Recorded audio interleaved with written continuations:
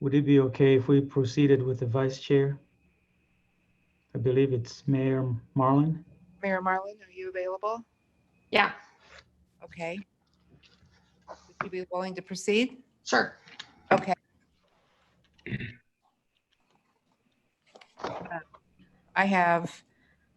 I'll do the roll. Joan Dykstra, Charles Smith, Here. Tammy Fruling Vogus. Present. All right, thank you. Patrick Brown. Was that a yes? Patrick Brown? All right. Deb Frank Finan. Will Kyles. Steve Summers. Will Kyle's here. Okay, good morning. Good morning. Good morning. All right, Steve Summers. Jim Goss. Here. Diane Marlin. Here. Dennis Roberts. Dennis Roberts. Geraldo Rosales. Here. Katina Wilcher. Anna Olguin. All right. We only have 6. We do not have a quorum. Ooh. I had affirmatives by, let's see here. Dennis Roberts affirmed he would be present. Patrick Brown affirmed. Joan Dykstra affirmed. Steve Summers affirmed. I'll be happy to go make a phone call to these folks if you want to. How many more? How many more do we need? One. Katina Wilcher is present. Oh, yes, Katina. Good morning. Good morning. So we have quorum now. We have a quorum. It looks like Patrick's joining too. Okay. Everybody's just, I think, a little late this morning. It's Friday. We're on COVID time. We are. Hey, this is Patrick Brown. I'm one of the late people. Thank you. I will mark you present. Thank you very much. All right. We can proceed. Are you going to put the agenda up? I didn't get into the office this morning yet, so my packet's in the office and I'm at home. Okay, Rita?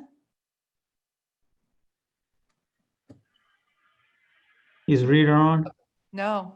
I don't have the packet up. She was. She tried to join.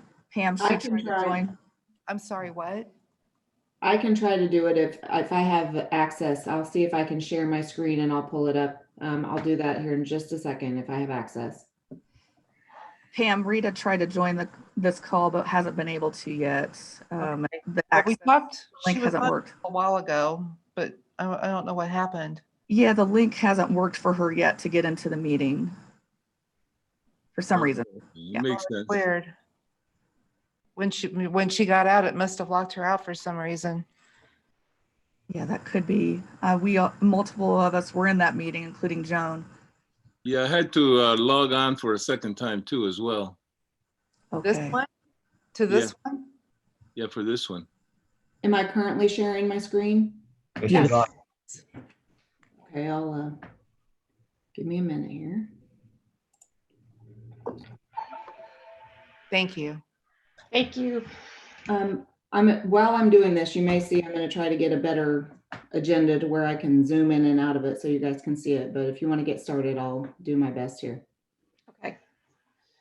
All right, it's Friday, August 28th, 2020. I would like to call this meeting of the Regional Planning Commission Board to order. Will the clerk, can you please call the roll? Yes. Joan Dykstra. Charles Smith. Here. Tammy Fruling Vogus. Sorry, present. Thank you. Patrick Brown. Present. Deb Frank Finan. Will Kyles. Present. Steve Summers.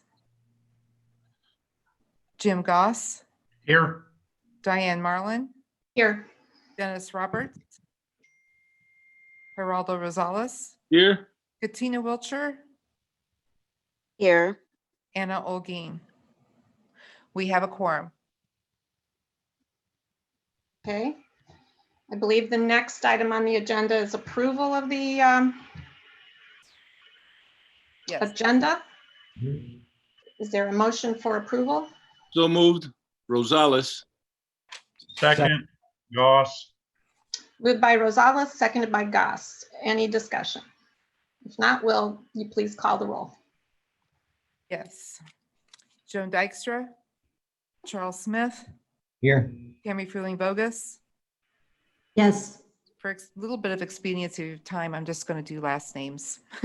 Brown, Yes. Finan, Kyles, Yes. Summers, Goss, Yes. Marlin, Yes. Roberts, Rosales, Yes. Wilcher, Yes. Olguin. That motion passes. Next item is audience participation, and I believe we have a guest, Dr. Justin Arnold, for the Workforce Development Director. Yes, Madam Chair, I'd like to go ahead and introduce our new Director for Workforce Development, Dr. Justin Arnold. Just a little brief background so that he can say a few words to the commissioners. Last year, sometime, we went through a process of restructuring at the RPC. And one of the things that we realized was that our workforce program had grown significantly with the addition of Douglas County, as well as with a lot of the additional requirements that the program itself has from the federal government. And so as a result of that, we decided to make workforce its own division, which is funded to the tune of almost $4 million and with about 63 full-time staff. We went through a series of searches, and we were fortunate to find Dr. Arnold, who does have a background in workforce, and so he's been with us now a little over a month, and I would like to ask him to maybe just say a few words to the commissioners. Justin? Sure, thank you for that. Quick background about myself, Bachelor in Economic Development. So you're thinking about a region, think about the industries in those regions, and you're thinking about government and nonprofits, education and business in those regions, and how people kind of cross sectors and collaborate to build the economy of a region. A master's in career and tech ed with an emphasis in corporate training. The career tech ed part is really about school to work paths, career clusters, talent pipelines. The corporate training is working with business to provide services that are based on practice and theory and technology, not so much bigger academic things. And then a PhD in educational leadership with an emphasis in workforce development. And what that means is that you're thinking about how to manage programs, connect with stakeholders, monitor outcomes, manage staff. So those degrees are important, and they bring kind of a knowledge base to the position, but also over the past 15 years, I've been involved in workforce development in the field. I helped manage a nonprofit for about 7 years, where I taught classes to clients, coached clients, reached out to the community, did annual scheduling. I've worked with hundreds of businesses on small projects, usually having to do with team building or leadership development. I've taught business economics and entrepreneurship at colleges. And I was at the University of Nebraska, where I did talent pipeline development for 11 counties. So that meant looking at school career academies and apprenticeships and manufacturing councils and dealing with different workforce development issues in the region. So I'm bringing that experience, that knowledge base here. Really excited to land at RPC. It seems like holistically, there's just an ability for us to address a lot of issues in the community from a lot of different perspectives. So excited to be a part of this team and excited to be in these communities. So thanks for having me. Welcome. Thank you. Thank you. Welcome, Justin. Do we have time if people had a couple questions for Justin? Sure. Sure. Anyone have a question? Yeah, this is Patrick. I have a question. Sure. You know, at the last Champaign County Economic Development Commission meeting and subsequent meetings before that, we have a member of that board that really wants the county EDC to focus on what I characterize as workforce development, certainly more on the minority aim of that field. What currently, and then what is your perspective on workforce development, more targeting minority training type programs? Training for minorities?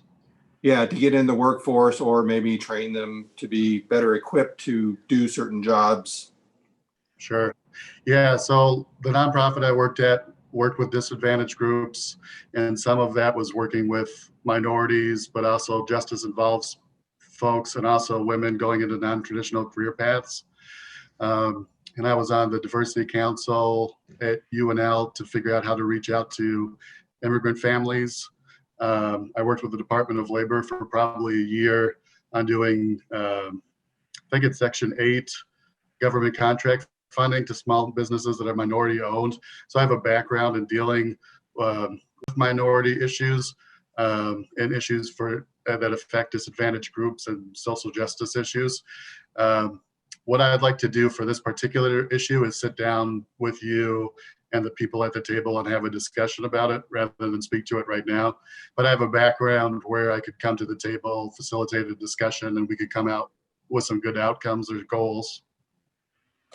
Can I ask that Dr. Taylor, that you maybe set up a meeting with Carly at the Champaign County EDC and just see where what you can bring to the table and what the Workforce Development Center can do to hopefully, fill that void. I just kind of feel like, the last thing I want to do is we have all of these different services in the county and all these different organizations.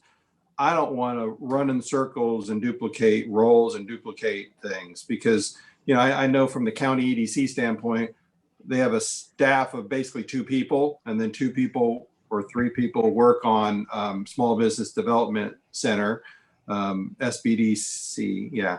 And I just don't feel like they have the time to do a lot of different things. And we have, in my opinion, this arm of the RPC that's what they're supposed to be doing, and that's what they're working on. So I just don't want to duplicate services. So that would be a good meeting to have you meet with Carly at the Champaign County EDC at some point here in the near future. Yeah, and I think I share your vision that there's economic development corporations and chambers that are thinking about business retention and expansion and small businesses, and workforce development comes into that group and supports it with specific programs and services.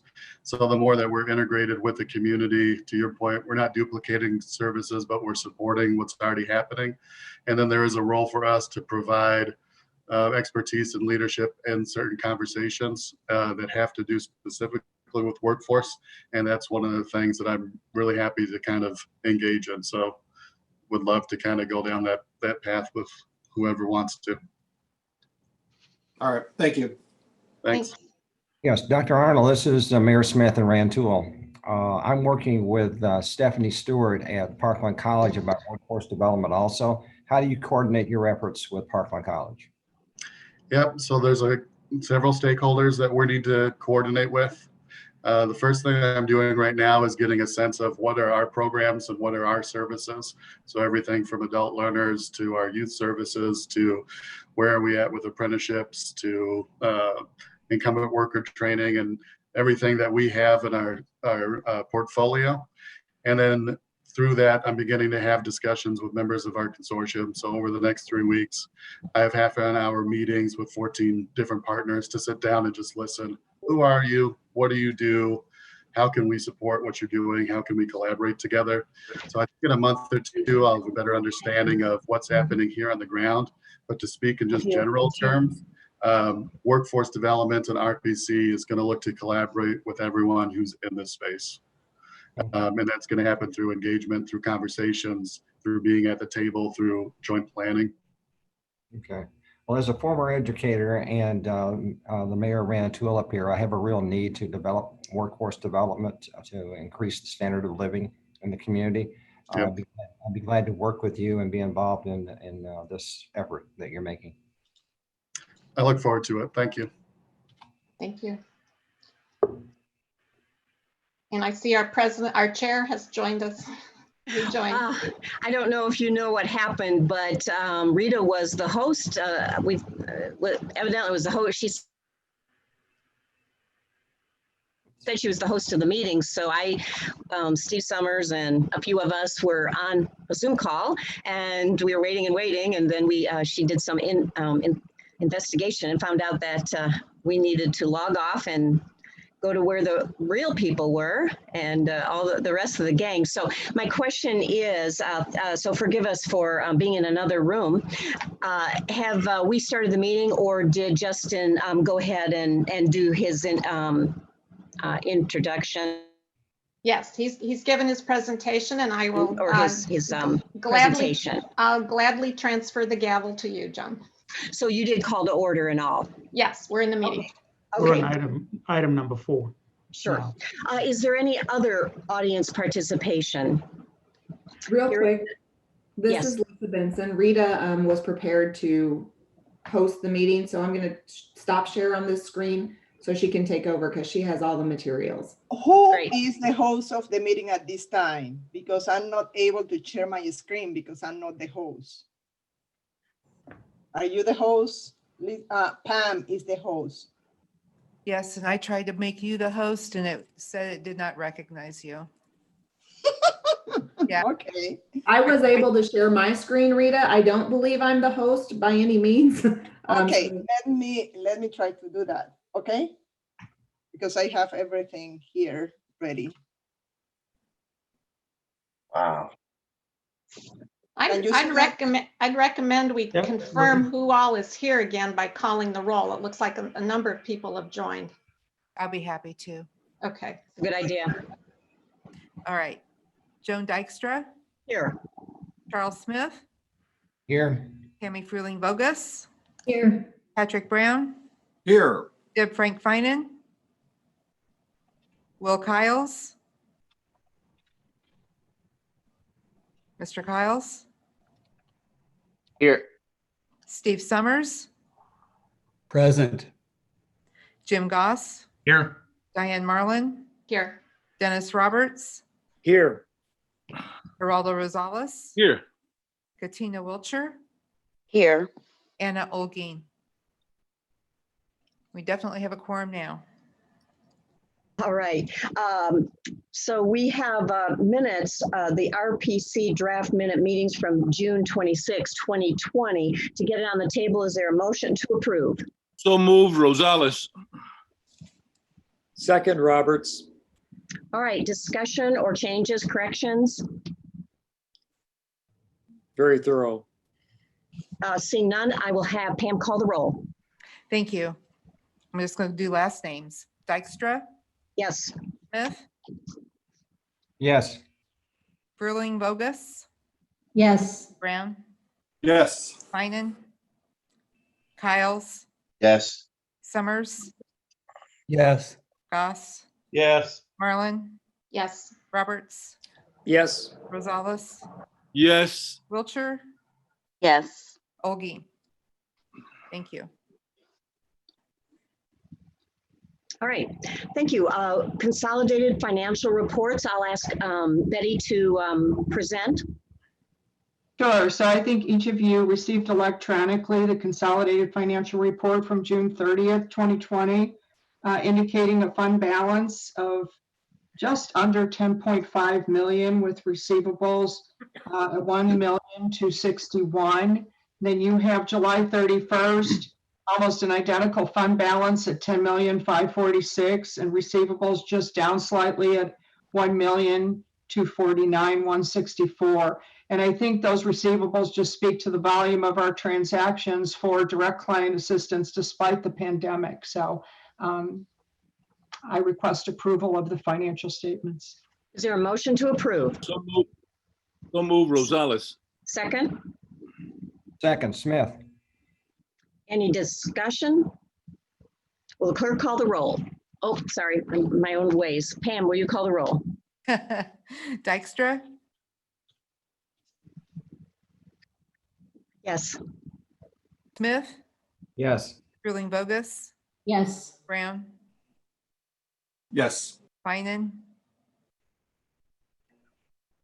Kyles, Yes. Summers, Yes. Goss, Yes. Marlin, Yes. Roberts, Yes. Rosales, Yes. Wiltshire, Yes. Olguin.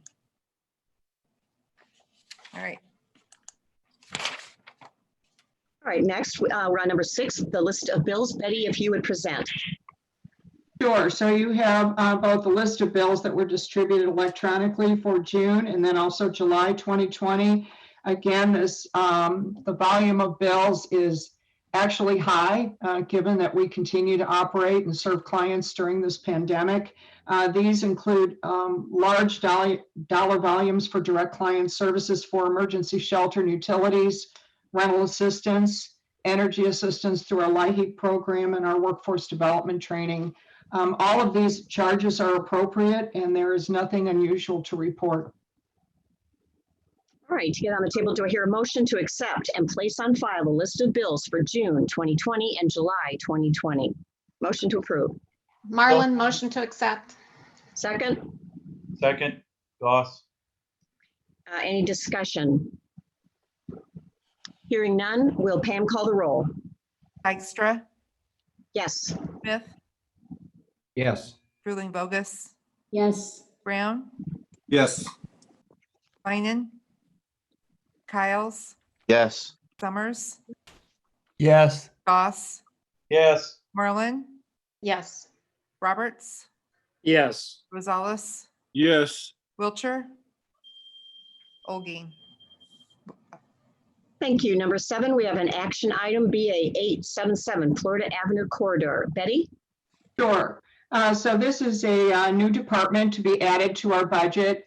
It is the funding is from the IDOT State Planning and Research Fund, which are discretionary in the amount of $90,500.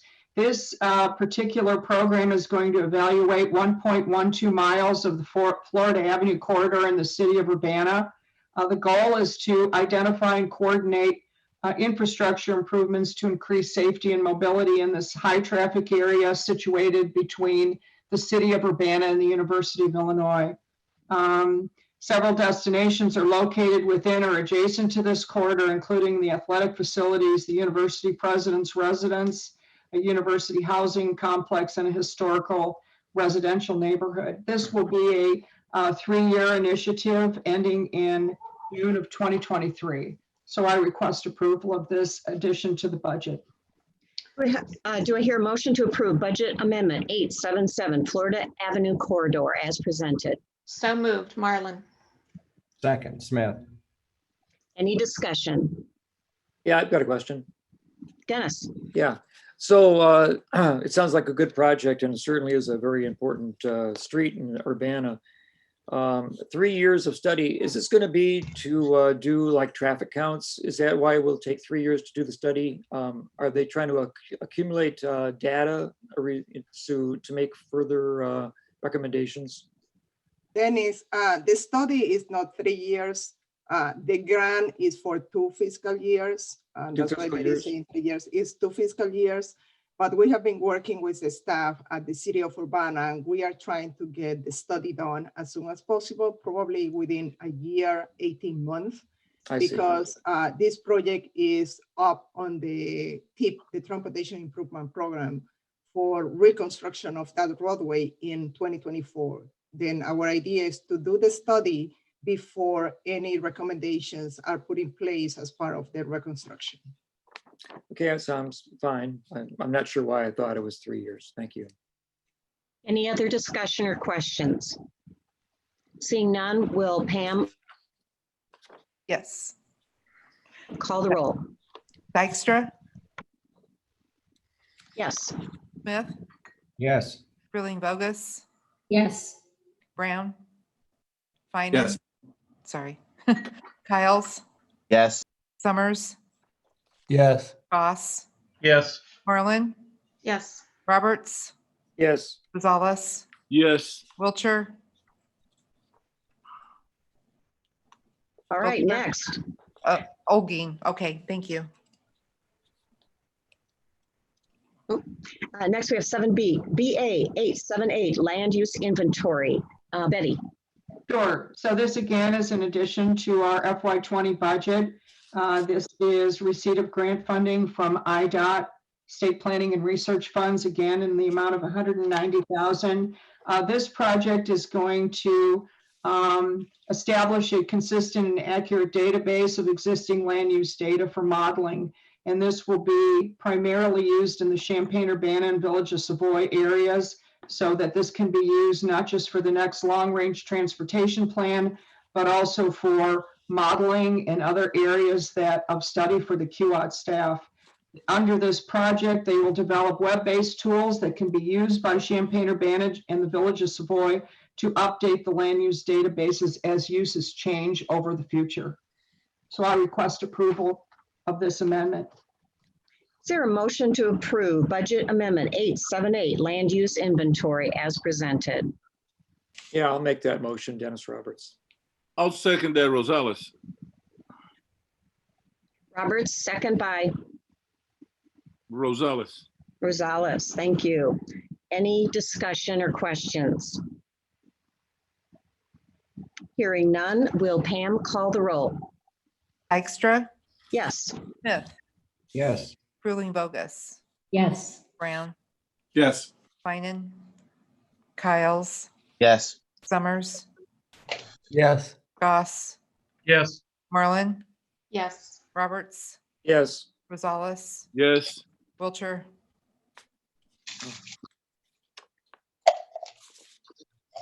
Katina Wiltshire. All right. Thank you. We have 7C, BA 878, safety evaluation tool. And Betty's up again. Sure. So again, this is the third funding increase from IDOT, State Planning and Research Discretionary Funds. Also some matching funds from the Champaign County Highway Department in the amount of $10,000 for a total project cost of $195,000. This systemic safety evaluation tool is going to be a web application that'll allow state, county, and municipal engineers to evaluate systemic crash risks, explore potential countermeasures, and then estimate the cost and benefits of certain safety improvements using the Champaign County Highway Department's roadway network as a demonstration project. Using this approach to conduct safety assessments, this will allow engineers in our community to identify projects with the greatest potential safety impact, and it'll streamline the process of preparing supporting documentation for highway safety improvement funding. So I request approval of this additional grant to our FY20 budget. All right, to get it on the table, is there a motion to approve? So moved. Is that Summers or Roberts? Rather? No, Smith. Smith, sorry. And a second. Second, Goss.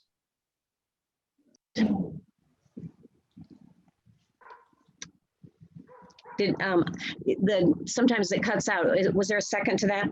Yes. Jim Goss. Thank you, Second. Jim. All right. Discussion. I have a question. It says regular full-time employees for 137.5. How many employees is that?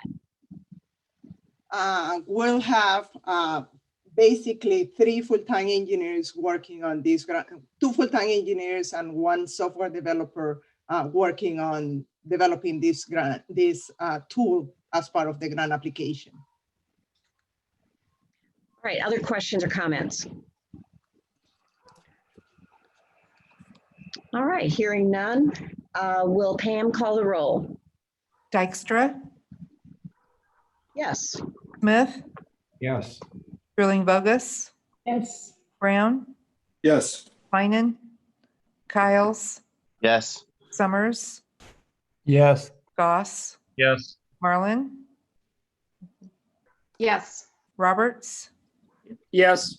Rosales, Yes. Wiltshire, Olguin. Thank you. All right. Next, we have 7D, BA 889, Emergency Solutions, the CARE Act. Betty. Sure. So this was additional funding received from the U.S. Department of Housing and Urban Development under the Emergency Shelter Grant in the amount of $80,000. This grant will be used to expand our HMIS, which is the Homeless Management Information System database, which is a data-driven platform that we use to coordinate services among agencies in our community. This will also be used to serve an additional 24 households, approximately 72 adults and children. These are focused on families with minor children and include those that are sleeping in uninhabitable places and those fleeing domestic violence. So the goal is to discharge these families to more stable, permanent housing arrangements. So we are pleased to receive this additional funding under the CARES Act, and I request approval. Thank you. I need a motion to approve Budget Amendment 889, Emergency Solutions, as presented. I'd like to make that motion, please. Second, Roberts. Rosales. Second by Rosales. Any discussion or questions? Yeah, I'd Hearing like none. to, Oh, I'd like to sorry. say something. Yeah, this is like, it's a really important topic in this day and age. Homelessness for families, young families with children, especially in concern within the community. And I assume that our Cunningham Township Board will be also appreciative of this additional grant. Any other questions or comments? All right, hearing none, I'll have Pam call the roll. Dykstra, Yes. Smith, Yes. Fruling Vogus, Yes. Brown, Yes. Finan, Kyles, Yes. Summers, Yes. Goss, Yes. Marlin, Yes. Roberts, Yes. Rosales, Yes. Wiltshire, Olguin. Thank you. All right, thank you.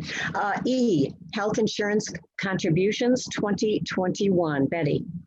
Sure.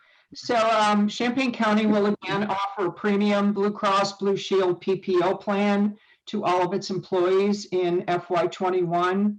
This plan will cover the period beginning January the 1st and reflects a premium rate increase of 6.92%. The county will continue to offer a 4-tier premium plan, which includes employee, employee plus spouse, employee plus children, and family coverage. Under this plan, there is a $2,000 in-network deductible and a $4,000 out-of-network. For non-bargaining units under this plan, the total single coverage premium is $898 per month. So the employer maximum will increase just slightly to $763 per month, and the employee's contribution will increase to $135 per month. An additional $70 per month will be added to the employer contribution for those employees with dependent coverage. So this proposed non-bargaining unit employer-employee cost allocation is at 85% for the employer, 15% for the employee. Based on comparability with other public sector employers in our region, this appears to be the most comparable cost allocation for our employees and allows us to recruit and retain employees. Our bargaining unit contributions are set forth in the AFSCME agreement. Those are currently set at $65 a month for employees, but we are currently negotiating with AFSCME, and so that's subject to negotiations beginning in January. So I request approval of the health insurance contribution rates for non-bargaining unit employees beginning January 1st, 2021. All right, thank you. Is there a motion to approve? Second?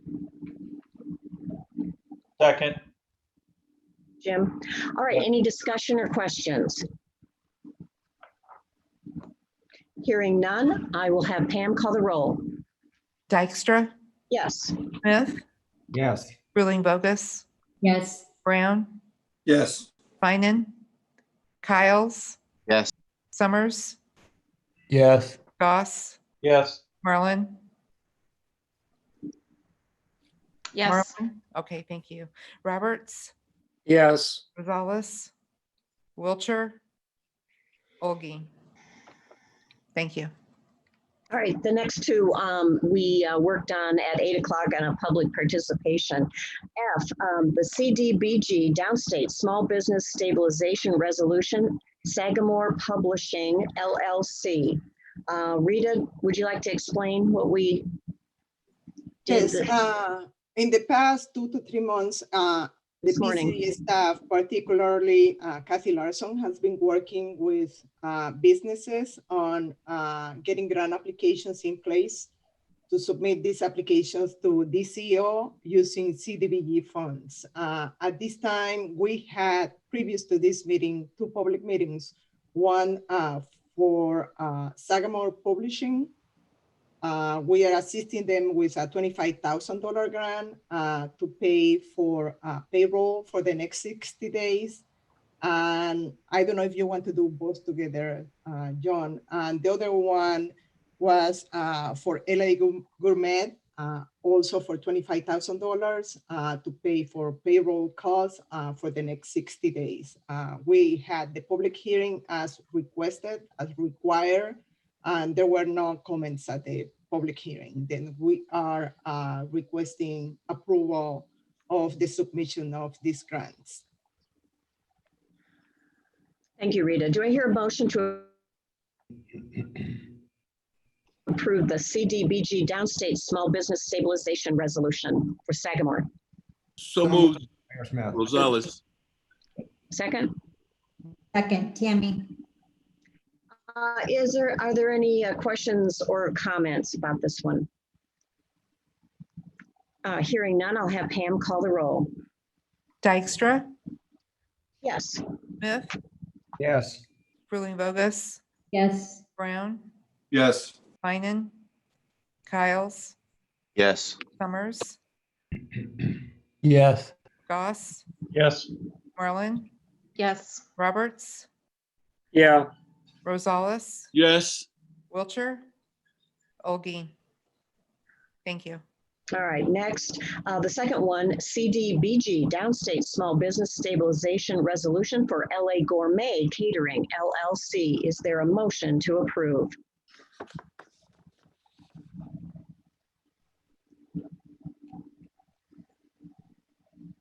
So moved, Summers. So moved, or I'll second Marlin. Summers, second. Marlin.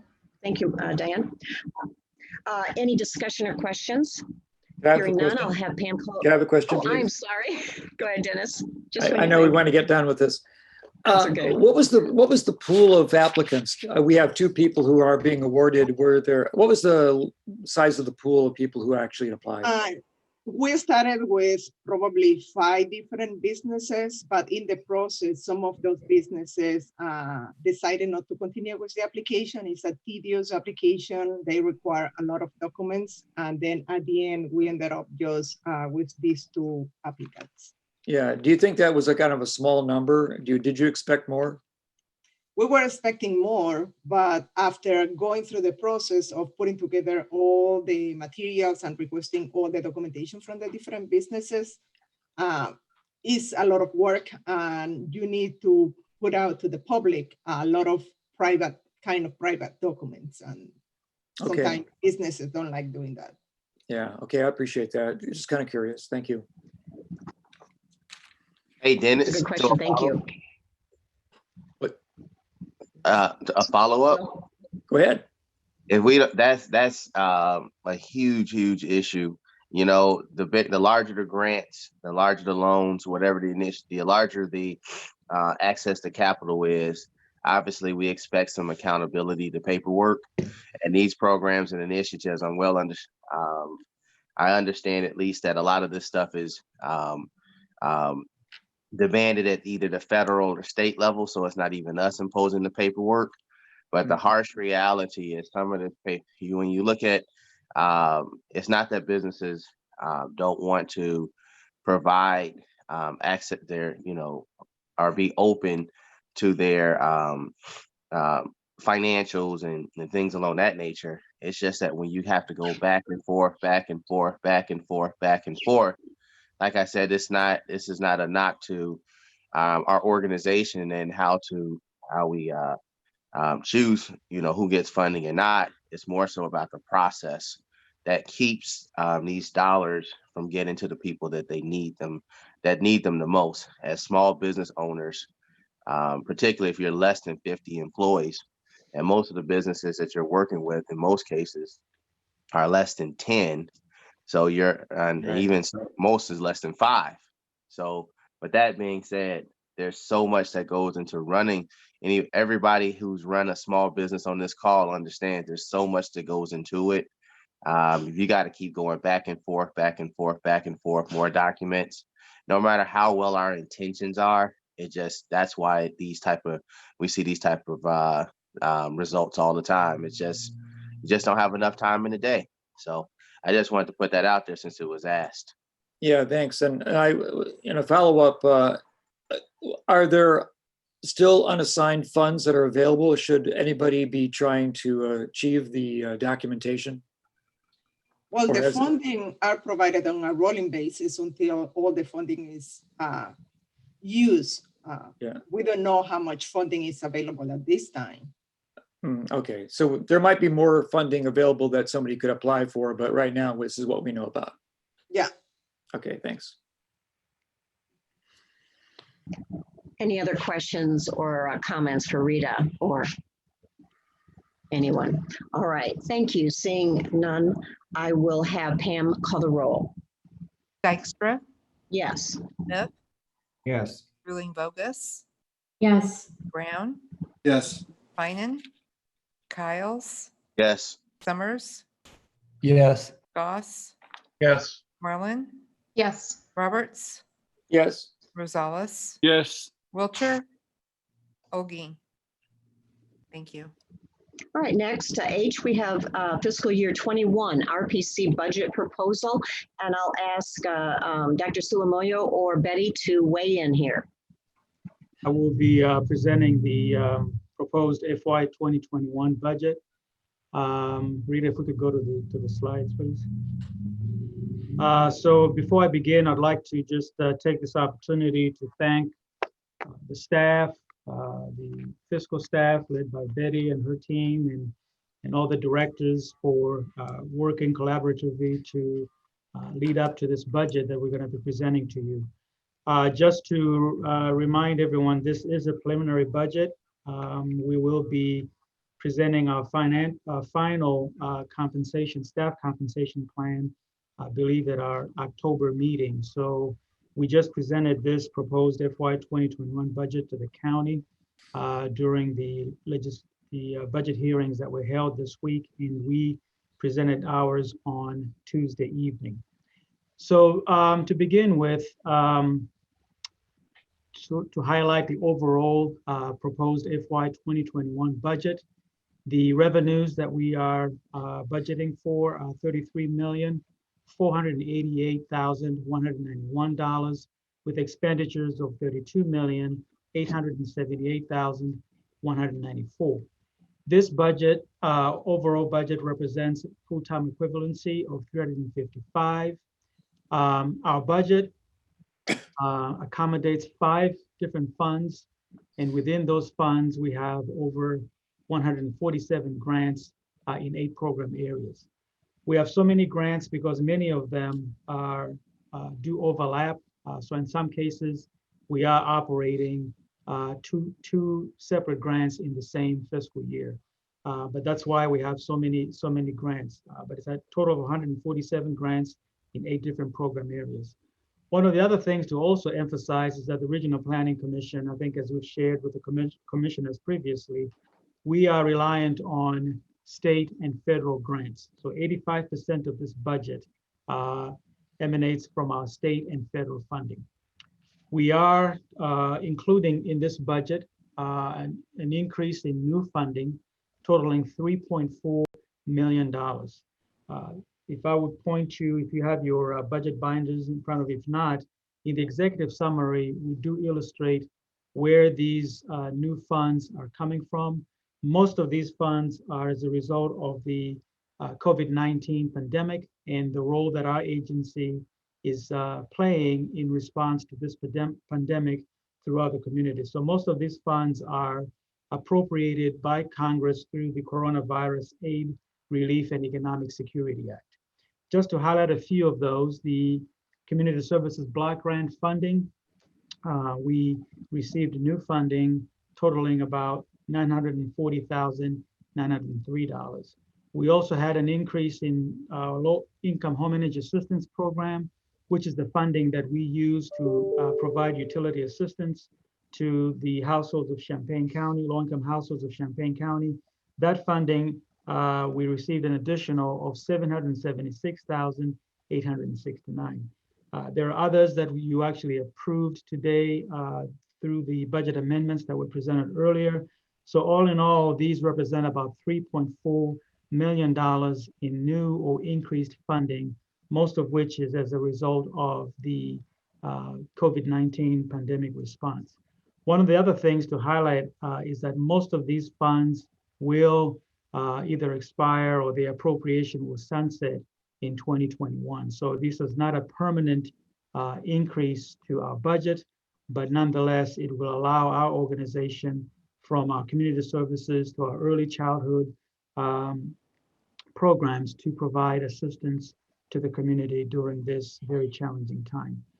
As we've shared with you previously as well, one of the other things we're very proud of here at the RPC is the fact that we keep our administrative costs to less than 7.5% of the agency budget. This is way below what the state or the federal government will allow organizations to charge in terms of administrative costs. Most organizations will charge up to 15, some even up to 18% of the administrative cost of the overall budget. And so we're very proud of the fact that most of our funds do go to the intended purpose, which is to provide services to the community. Moving on to the next slide. So going into the details of the specific funds that make up the RPC total budget. First fund is Fund 075, which is the General Operating Fund.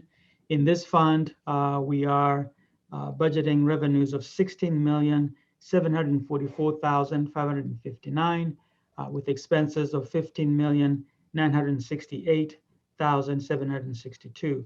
This represents a full-time equivalency of 108 with a restricted fund balance of $1,964,757.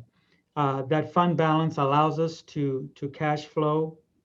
And what's in it, there are some grants that we receive in advance, and there are other grants that we have to incur expenses and then have to get reimbursed by either the federal government or the state government.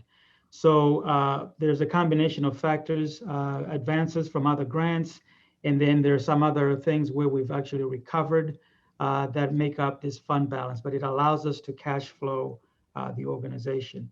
We are projecting a sustained growth potential in FY 2021. And as I pointed out with the COVID-19 funds, for instance, given that some of those funds will be, the appropriation will be expiring in 2021, we are still operating in a very uncertain environment. As I shared with the county board members, I'm reminded of the economic response that was done in 2009 through 2012 through the American Recovery and Reinvestment Act, where there were programs that are operated by organizations like the Regional Planning Commission that received significant increases to be used as part of the response to the economic downturn. One very quick illustration is the weatherization program, for instance, which was funded at the federal level in the tune of $5.1 billion over a 3-year period. When there were demands for spending to be cut, a lot of those programs received significant cuts in subsequent years. So weatherization went from $5.1 billion over a 3-year period to $68 million nationally. So we don't know what's going to happen in FY 2021. So we will be certainly looking at other opportunities as community needs continue to rise, but we are looking at a sustained growth potential in FY 2021. Within this Fund 075, we have included within it our regional initiatives for transportation, community services, our developmental disabilities initiative that we serve in, I believe, 13 different counties, and then the implementation of our energy efficiency strategies. The staffing level increases that we have here are proportionate to grant funding, as well as the planned outcomes that we have agreed to with our funding sources. Again, the administrative expenses represent less than 7.5% of the agency's operating budget. Moving on to the next fund, which is Fund 104. This is our early childhood fund. Within this fund, and we've seen some growth over the last 2 years, but we're looking at revenues of $12,144,550 with expenditures of $12,634,550. This represents a full-time equivalency of 184 and with a restricted fund balance of $1,126,604. That restricted fund balance includes a combination of factors. We have state-funded programs at which we are provided subsidies, and we also earn fees from those programs. And we also have within that resources intended for facility improvements. As you know, we are operating in, well, we have 5 different facilities at which point we provide services to our children and families, and we always have to set aside enough resources in case we have to do any improvements. But to go on, the program itself will utilize multiple federal and state revenue streams. So we get funding from the Illinois State Board of Education. We also get funding from the federal government through the Office of Head Start. This allows us to provide comprehensive full-day child development services. And as I said last year, I don't like this number, but to over 666 infants, toddlers, preschoolers, and their families. Given this COVID-19 pandemic, what we're looking at is a modified or a hybrid version to what we've done in the past, where we'll be providing services using our centers. So we'll have children at our facilities, but some of our families will receive services virtually. So this budget will accommodate the approach that we'll probably share with you later on when we do the Early Childhood Division report. But it does include a comprehensive 5-year Early Head Start expansion grant, which allowed us to obtain the additional facility in West Champaign.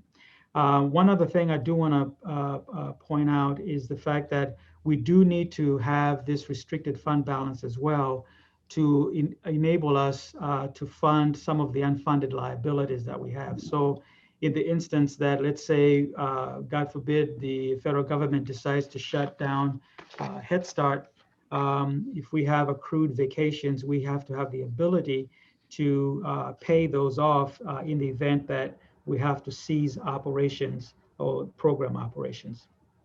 Moving on to the next slide, which is our workforce. This is Fund 110, our Workforce Development Fund. Within this fund, we're budgeting revenues of $3,745,582 with expenditures of $3,731,882. This represents full-time equivalency of 63 with a restricted fund balance of $242,385. As I shared with the county board on Tuesday, the reason why this restricted fund balance is this small is because of a timing issue in how the federal government reimburses us for our expenses as we provide services. This has been typical, I think, in the number of years that the Regional Planning Commission has been operating the workforce program. But some highlights within this fund, this includes an increase in $1.2 million of additional formula grant funding. Part of that increase is attributed to the fact that we took on an additional county, which is Douglas County.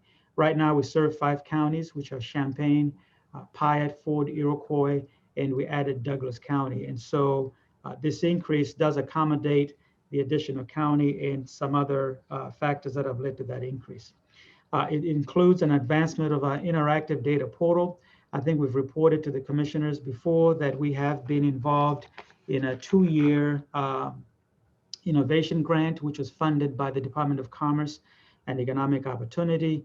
That initiative was designed for us to be able to do a 5-county study to get an understanding of what our employer needs are in that 5-county area, not only current needs, but what their future needs are, as well as getting an understanding of the employee characteristic in that 5-county area. And then using the data that has been collected through interviews, surveys, and there's been multiple methodologies that have resulted into our data collection and analysis.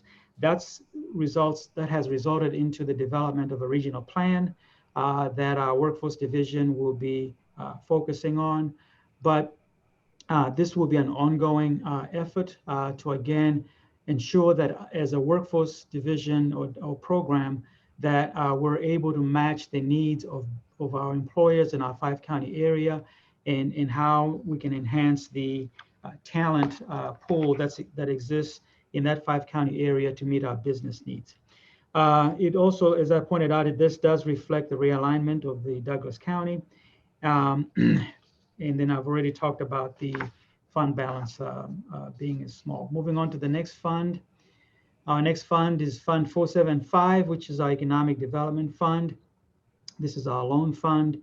Within this fund, we have budgeted revenues of $838,500 with expenses of $501,100. The restricted fund balance is $7,717,916. Majority of that restricted fund balance, close to $5 million, are loan receivables. So these are loans that we are projecting to receive from businesses that we've made loans to over the next few years.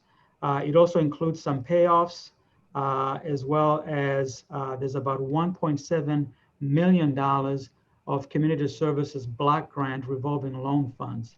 That loan fund is restricted by the federal government because in 2014, the federal government came in to do an audit of the Department of Commerce and Economic Opportunity, which is the state grant organization that passes through community services block grant funding to organizations such as ours.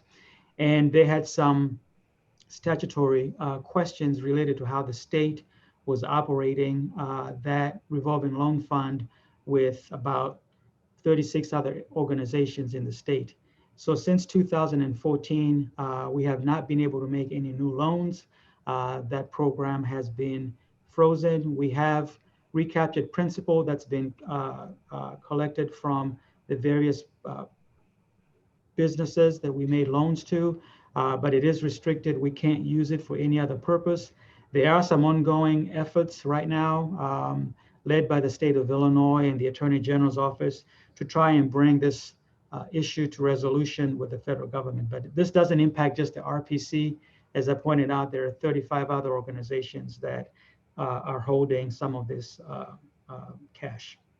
So, but with the uncertain economic conditions that I pointed out at the beginning of this presentation, we are expecting that we will have very limited loan demand associated with business development in FY 2021.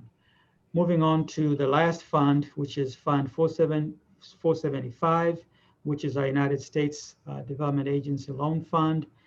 This is our, the revenues that we're budgeting for this are $15,000 with expenses of $42,000. And we have a restricted fund balance of $835,293. It is my understanding that we can always obtain more of these funds from the federal government based on whatever demand may exist. But this does make up our intermediary revolving loan program, which provides low interest loans in rural areas with populations of less than 25,000. We were proud to be part of assisting a small community in our county, which is the village of Royal. Those of you that are part of Champaign County First do recall and I forget her name, the lady from the village of Royal that's been part of our team. We went with her to Springfield as well as to Washington, D.C., as she was advocating for her community and the fact that their downtown area did not have a sewer system to be able to, for businesses to be able to operate. And so I think they were able to get some capital funds, but we were able to make a loan to this community in the amount of $125,000, which is a 20-year loan with an interest rate of about 3%. And so this is actually a very innovative approach that their community has undertaken. I believe the sewer system, Kim Busboom is her name. I believe thank you, Mayor. I believe the sewer system that they have installed in their downtown area is one of a kind, or one of the first in the state of Illinois. So we at the RPC are very proud to have been part of assisting that community. And hopefully there will be many businesses that will be able to establish themselves in their downtown area. There is one area that I kind of left off inadvertently, and this is to do with revenues, but I'll hand that over to Betty just to highlight the revenues that the funding that we receive from Champaign County that allows us to also provide various services. So this is the support that we're grateful for that we receive from Champaign County. So Betty? Sure, thank you. So in your budget binders under page Roman numeral 9, we identify the specific impacts of this FY21 budget on each of your municipalities. As Delitzo mentioned, 85 to 90% of our funding is based on federal, state, and local contracts. But I want to highlight some of the local contributions. The first is through our QWATS program. That is budgeted through each of your municipalities to provide QWATS technical support, and that reflects a 5% increase. I've identified each of those dollar amounts by unit of government. Also, the membership fees, which the commission reviewed earlier this year, that membership fee for participating in the Regional Planning Commission has a $1,000 basis and a 64 cents per capita. So those are identified as well in this document. Our police training grant, we get support from the state, from the Illinois Law Enforcement Training and Standards Board for primary funding, but there are also local match contributions. This provides in-service training for our law enforcement community, and this represented a 0% increase for the current year, upcoming year. And finally, the court diversion project, which is funded from Champaign County from the public safety sales tax. The early projections are that has a potential 12% decrease, but those are early projections. We'll see how that rolls out in the next few months. And there's also a contribution from the city of Champaign. This supports our youth assessment center, which is a standalone facility and provides support to our at-risk youth in the community. So those are the only budgetary impacts that relate to the local units of government. And as Delitzo pointed out, this FY21 budget proposal has been drafted to accommodate specific salary adjustments for our positions. We are just now beginning the performance evaluation process.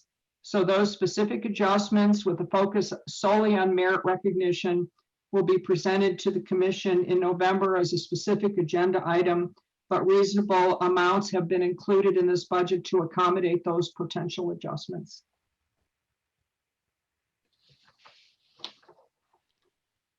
All right. That concludes our budget presentation, Madam Chair. To get it on the table, do I hear a proposal as presented? Is there a motion to approve as presented?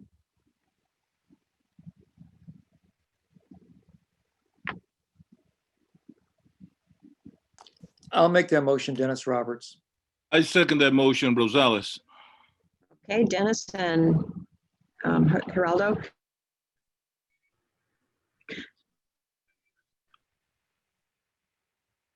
go ahead and speak up if you have them. All right. Hearing none, I will have Pam call the roll. Thank you. Dykstra, Yes. Smith, Yes. Drilling Bogus, Yes. Brown, Patrick Brown.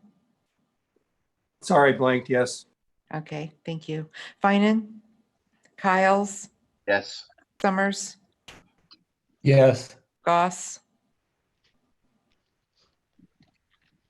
Jim Goss, Marlin, Yes. Roberts, Yes. Rosales, Yes. Wiltshire, Olguin. Thank you. Number 8, Head Start, early Head Start. Now, I don't see Brandy on the line, so is someone prepared to give that report? Yes, Madam Chair. This is Delitzo. So the Head Start, early Head Start reports are included in your packet. But what I do want to do is sort of highlight what the division itself has been doing in response to this COVID-19 pandemic. You will hear from the rest of the divisions as they provide the reports. There will be a highlight of what we have been doing since March, when the governor announced the stay-at-home order, and what our organization has been doing to assist the community. So we have, through the Early Head Start, the Early Childhood Division, been looking at various strategies to provide services to families as we're dealing with this or living with this pandemic at this point in time. One of the things has been utilizing social media to engage our families and our children. And so we have a very active Facebook page that was developed just for our Head Start families and staff to stay connected, to share resources, and to engage each other through that platform. But besides that, we have, during this period of time, been distributing food, formula, diapers, wipes, educational materials to our families based on their needs. We were also fortunate during this time to receive some additional funding through PNC Bank, which was used to primarily distribute food to our Head Start families. In total, we have provided about 57,420 meals. That's between March and July of this year. Those meals went to serve 3,828 children, again, between March 1st to July 31st, 2020. We have created videos. We've dropped off educational materials to our families. We've been able to show families how to engage with their children during this time. But while we've been doing that, we've also been working with our teams, meaning the Early Childhood Division has been working to design, as I pointed out in the budget presentation, what our program can look like as we serve these 666 children in the coming months as we're dealing with COVID-19. As I said, part of that is going to be a hybrid where we are going to have in-classroom educational services. And then for some families that are actually choosing not to send their children at this point in time, we will be engaging with those families using some innovative online platforms. We are planning to reopen our Head Start program after Labor Day, so September 8th. And at this point, I think we're looking at, I don't know if Becky or Betty can correct me, but we're looking at 22 classrooms. Yes. We're looking at a total of 22 classrooms, which is probably about 50% of what our capacity is. And then we will be evaluating as we interact with the children and the families with all the safety measures that have been put in place.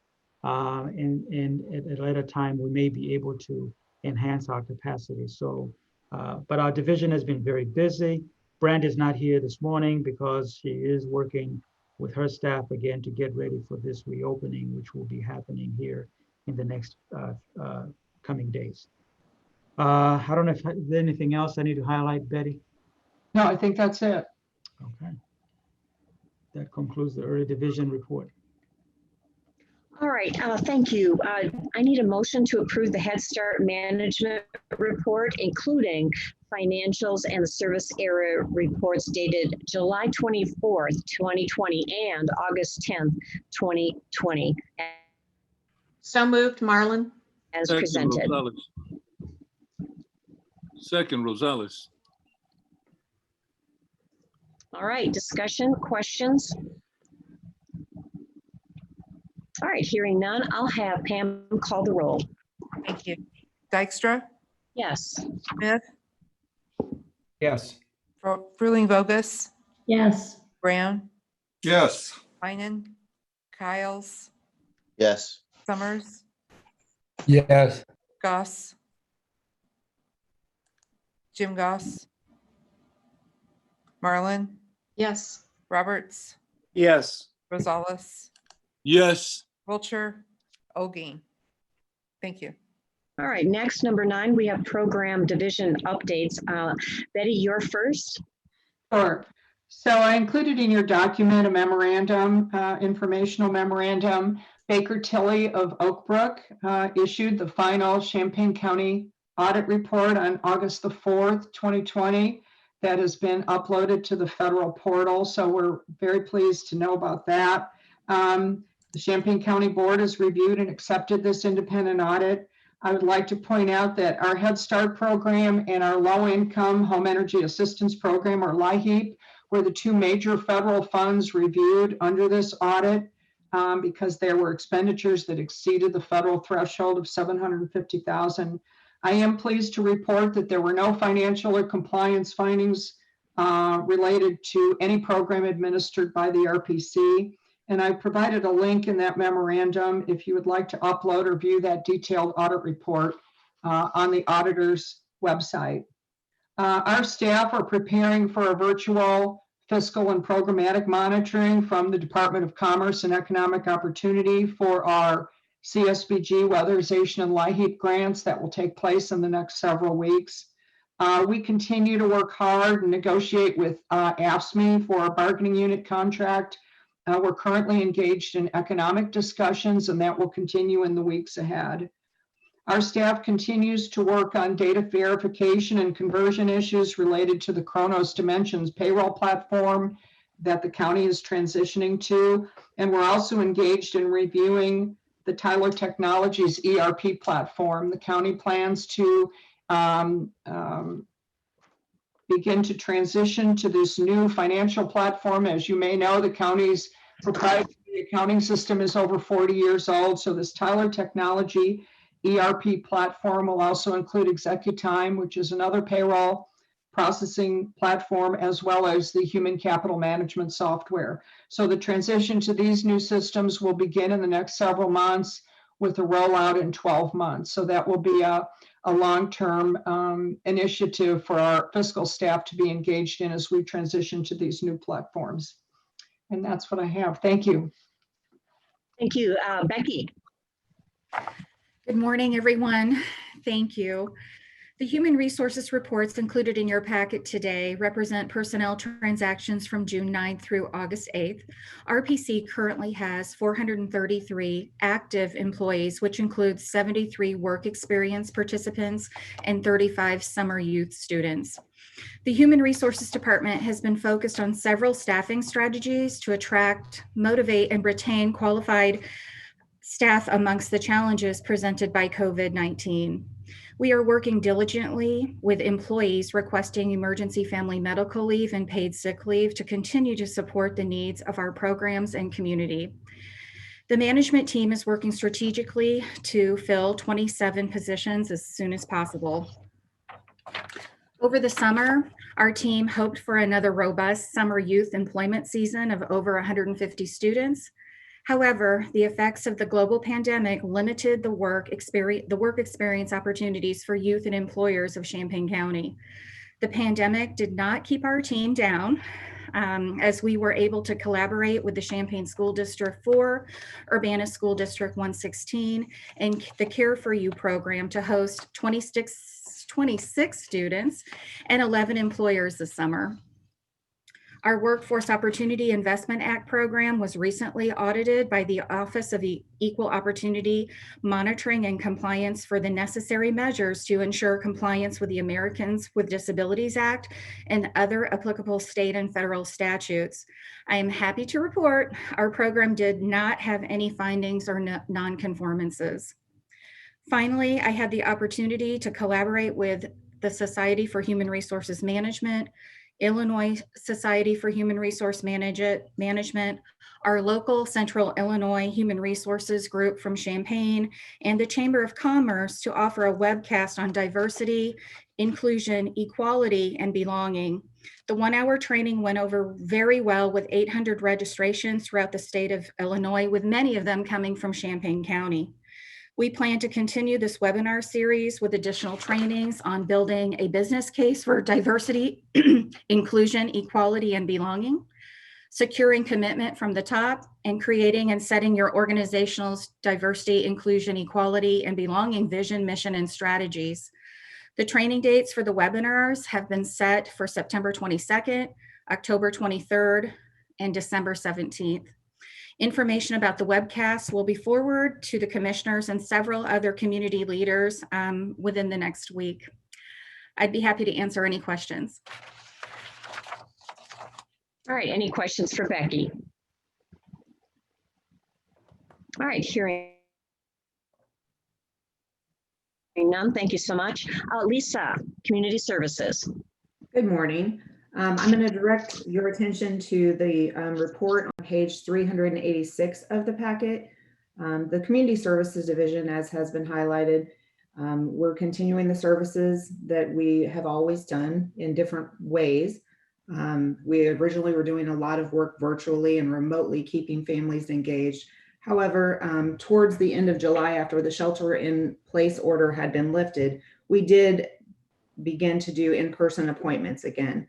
A number of our community services staff are on a limited basis engaging families and individuals outside, outdoors, and using the recommended PPE and distancing in order to keep them engaged and help them in the best way that we can. The LIHEAP team, as Delitzo highlighted, has received a large amount of funding. There's been changes to the way that we're able to do services in last year and years prior. They had priority periods where you had to have a special target population for each month to be served. That lifted in July when the new program year started. And so now anyone that meets the income eligibility is able to be served. We started the program year in the Brookins Gym, and that's where we are currently serving right now in person. That allows for a large area to social distance and implement safety precautions. That's going very well. We're seeing large number of households and serving many. We've received a great deal of positive feedback from the actual clients themselves. At my Community Action Board meeting, one of the Community Action Board client representatives shared the positive praise that the program was receiving from the clients, feeling safe, feeling that their safety was of high priority, acknowledging the precautions that were in place.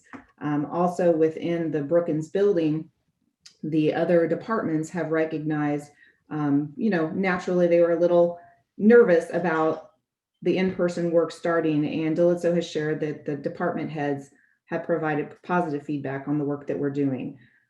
In the report, I'll just go over and highlight some of the areas. Significant increase in funding for the community services work that we do related to the COVID CARES Act.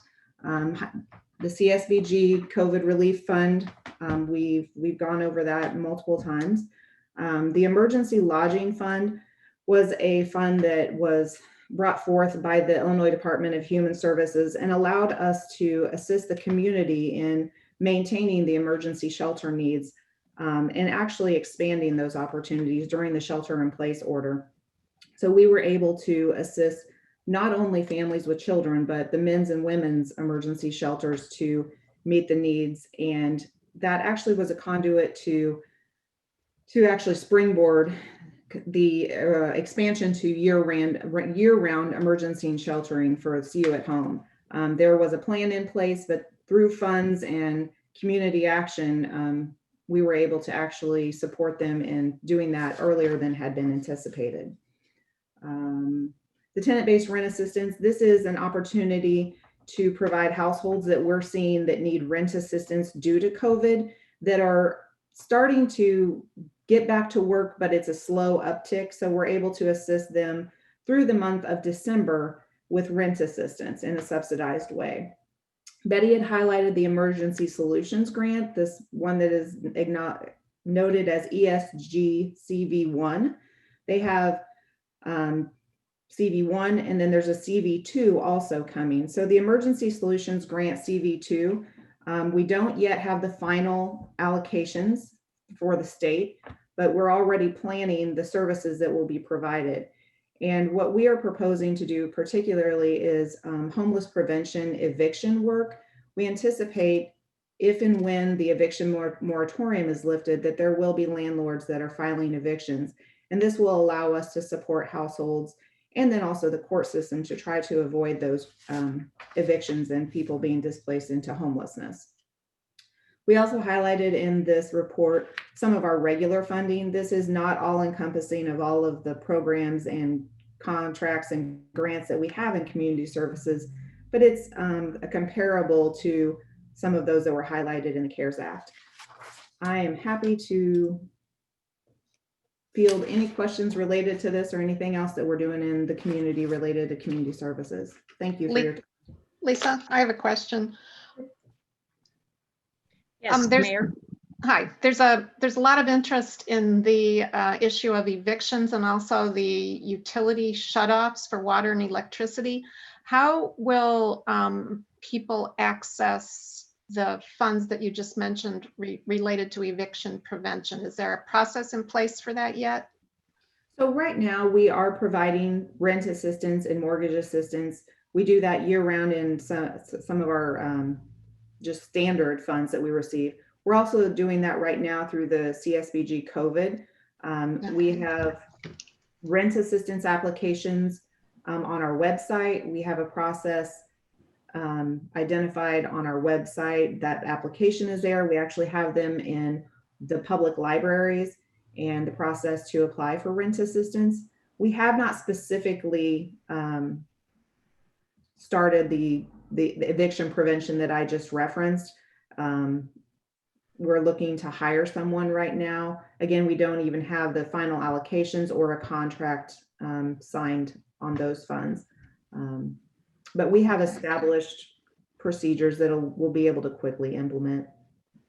And I do have a direct, we'll say, email relationship with the judge that actually oversees the eviction. And so we're in regular communication, and we will work with them to make sure that they have the information on how to access the support. And I look to work really closely with them as the eviction moratorium lifts.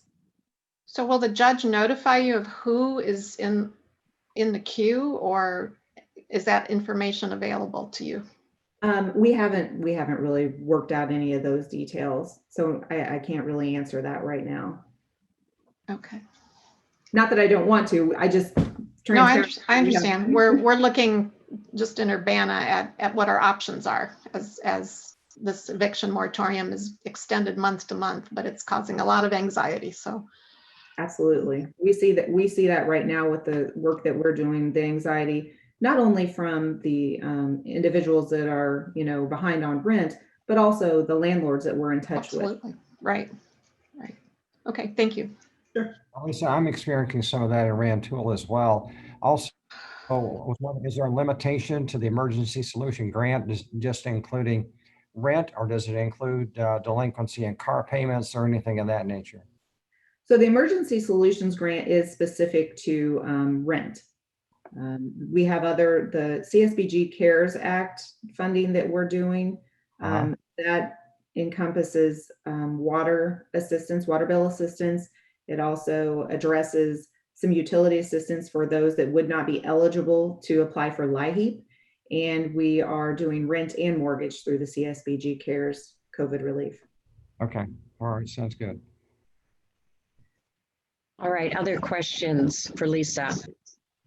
And how does one access the CSBG funding if they need utility assistance?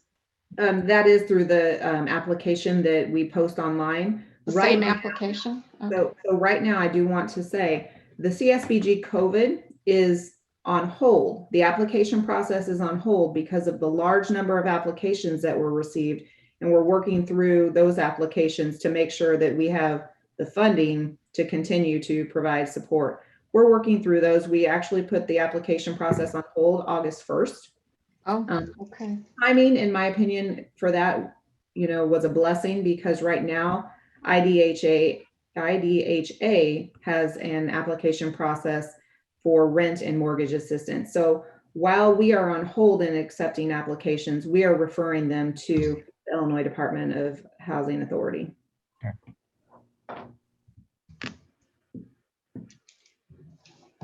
All right, anything else for Lisa? All right, hearing none, Rita. Good morning, everyone. We continue the PCD staff continue regular work, mostly working remotely. The only staff that is working outside is the staff working on census outreach, of course, keeping social distancing and using appropriate PPE.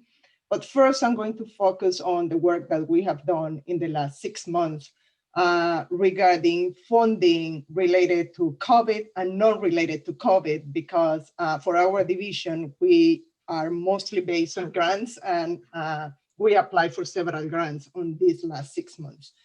The first group of grants are the grants that we already discussed as part of budget amendments. We applied for state planning and research funds grants through IDOT.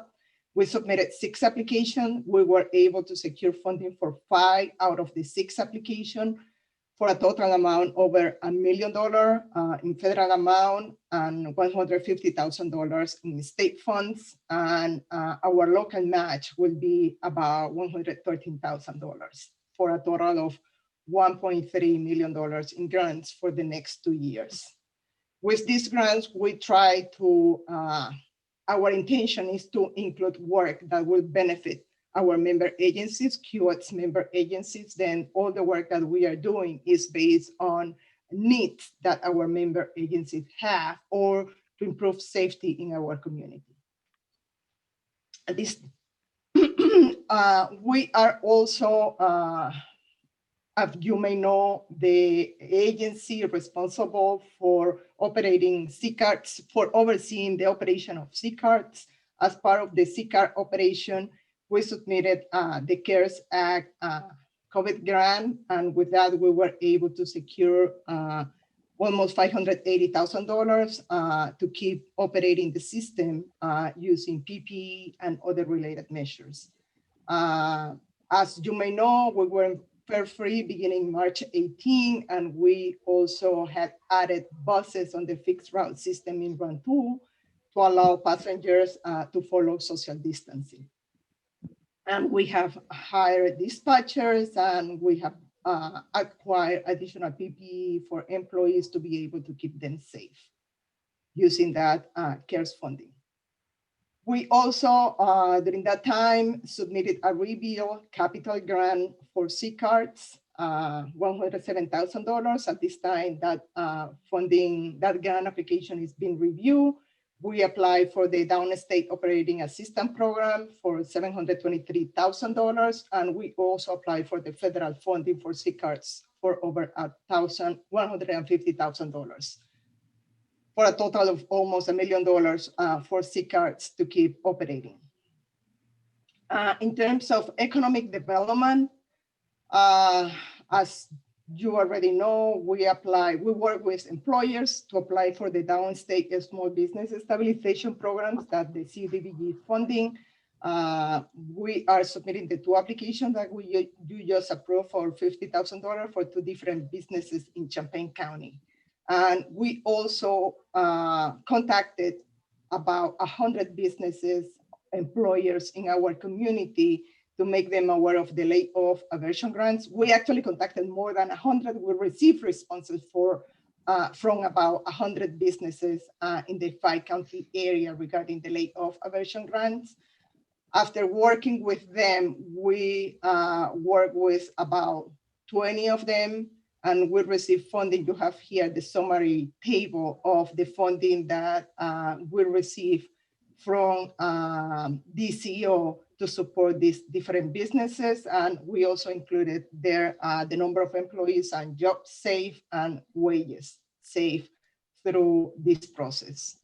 Then in all, we received close to $150,000 in funding. We were able to save 90 jobs. And with that, we were able to save wages on over $3 million with the layoff aversion grants. In terms of planning, we work with 3 different communities on applying for the Rebuild Illinois public infrastructure grants. We work with the city of Houston on applying for the infrastructure for a commercial development project in Houston for $100.2 million. With Tolono, that they are looking at upgrading the wastewater treatment plant that they have there. The grant application was for $5 million, but the total project cost is over $9 million.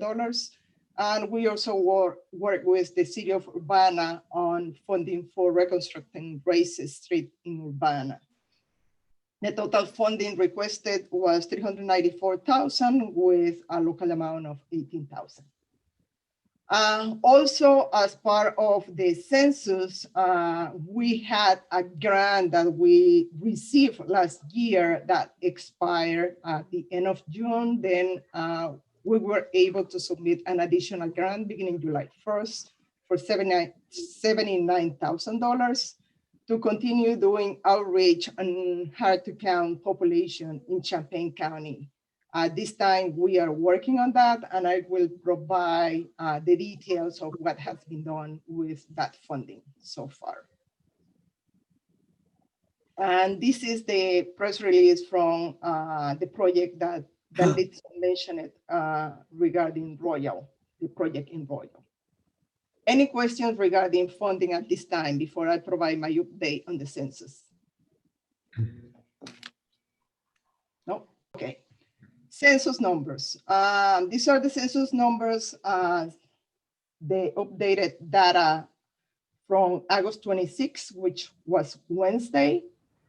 And I added a column at this time for you to look at the change from the last time that I provided this update, which was on June 24th. Champaign County is at this time at 66.8%, still low. The city of Champaign is at 63%, is one of the 2 jurisdictions with the lowest rate, along with Rantoul. Even though they have had a significant increase, still the lowest. The city of Urbana is at 65%, Savoy is at 70%, Mahomet is at 80%, and San Joseph is at 84.4%. We have been working, and here are the maps showing the tracks where we have the lowest response rate. Again, our problem is the population in the university district. We don't know for sure if the data provided by the university regarding the group quarters have been included on the reporting that we have. We haven't been able to find out if that data has been included. But again, we are trying to do outreach on campus because that's the area that shows the lowest response rate. Then what we have been doing with the funding that we have received, we have been present at the LIHEAP events that they are having daily. We started doing that, and then we contacted the Census Bureau staff, and now they are present there every day. We are also at the Brookings Information Desk Thursday and Wednesday from 8 to 4:30, engaging people who are coming to the Brookings centers to vote.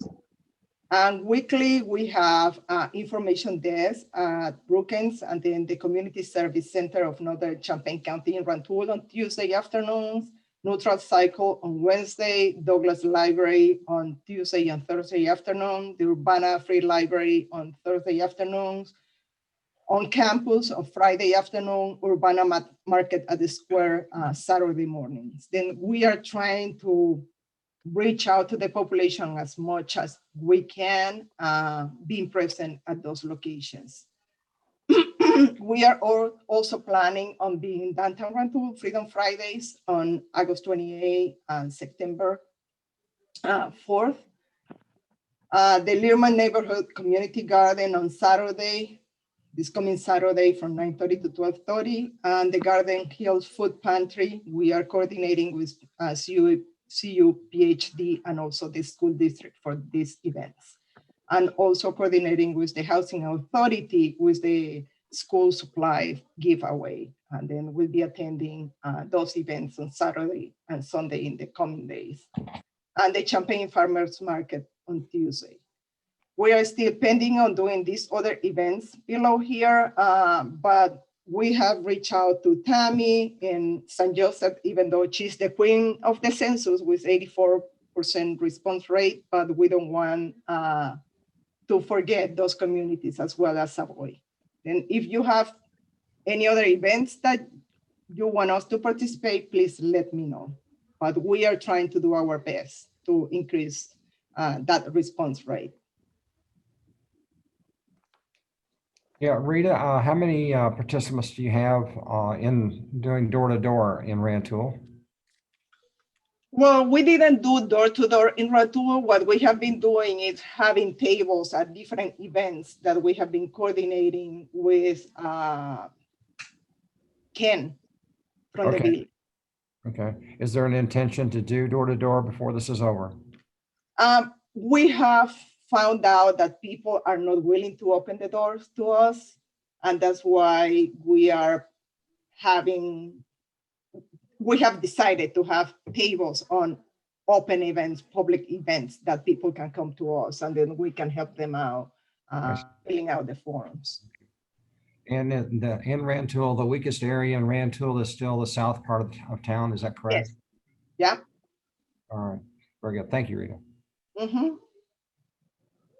I would add, as time allows, at least one of our building inspectors has been going door to door in some of the larger apartment complexes up on Lincoln Avenue, and has had actually, I mean, it's been mixed, but people do open the door sometimes. So I think it was been a worthwhile activity. Yeah. Yeah. Again, we don't know if the census has already included the information sent by the university. Then my hope is that the numbers on campus are higher once they include that information, but we don't know at this time. And to be safe, we are doing outreach on campus. Absolutely. Absolutely. That's really frustrating. Yes. Yeah. Yeah. Sure is. Yeah. In the past month. All right, any other questions? What I was going to mention was that in the past month, we hired 2 new interns to help us out doing census outreach. One of them speak Spanish and the other one speak French, because our intention is also to reach out to that community, those communities.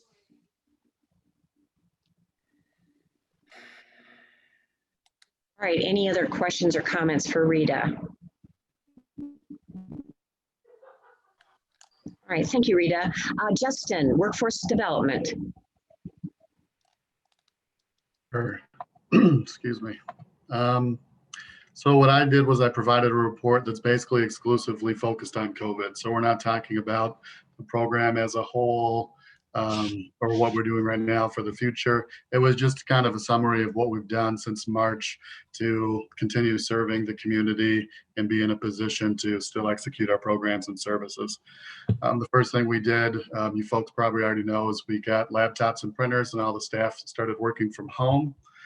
So there really wasn't a break in our service or in our labor force.